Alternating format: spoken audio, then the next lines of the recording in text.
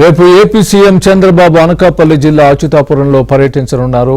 ఎస్ఈజెడ్లోని Essentia కంపెనీలో reactor పేలిన ఘటనలో మృతి చెందిన మృతుల కుటుంబాలతో పాటు గాయపడ్డ వారిని ఆసుపత్రిలో పరామర్శించనున్నారు. అనంతరం ఘటనా స్థలాన్ని చంద్రబాబు పరిశీలించనున్నారు. ప్రమాద ఘటనపై health secretary industries, director factories, commissioner labour, director boilers, SDRF సహా జిల్లా ఉన్నతాధికారులతో చంద్రబాబు ఎప్పటికప్పుడు మాట్లాడుతున్నారు.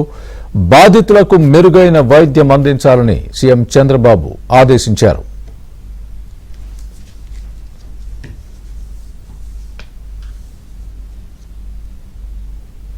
అవసరమైతే క్షతగాత్రులను విశాఖ లేదా హైదరాబాద్కు ఎయిర్ అంబులెన్స్ ద్వారా తరలించాలని సీఎం చంద్రబాబు ఆదేశించారు.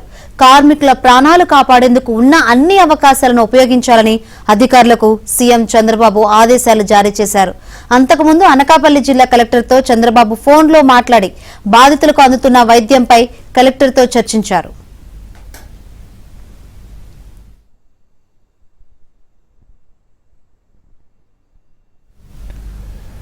ప్రమాదంలో మృతుల సంఖ్య అంతకంతకు పెరుగుతోంది. ఎస్ఈజెడ్లోని ఎసెన్షియా కంపెనీలో రియాక్టర్ పేలిన ఘటనలో ఇప్పటివరకు 12 మంది కార్మికులు మృతి చెందగా 30 మందికి పైగా కార్మికులకు గాయాలయ్యాయి.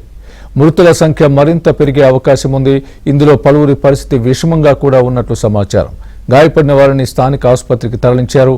పేలుడు ధాటికి కార్మికుల మృతదేహాలు ఛిద్రమైపోయాయి.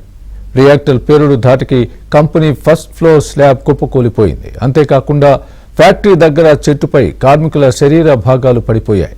స్లాబ్ కింద పలువురి మృతదేహాలు ఉన్నట్లు కార్మికులు చెబుతున్నారు. రియాక్టర్ పేలిన సమయంలో విధుల్లో 300 మంది కార్మికులున్నారు. 12 అగ్నిమాపక యంత్రాలతో సిబ్బంది మంటలను అదుపు చేశారు. ఘటనా స్థలంలో ఎన్డీఆర్ఎఫ్ సిబ్బంది సహాయక చర్యలు చేపట్టారు.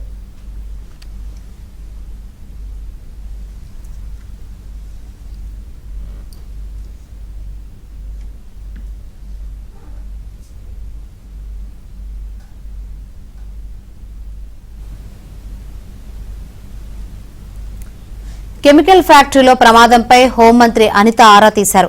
అనకాపల్లి కలెక్టర్తో ఫోన్లో మాట్లాడిన హోంమంత్రి అనిత గాయపడిన వారికి మెరుగైన వైద్యం అందించాలని ఆదేశించారు.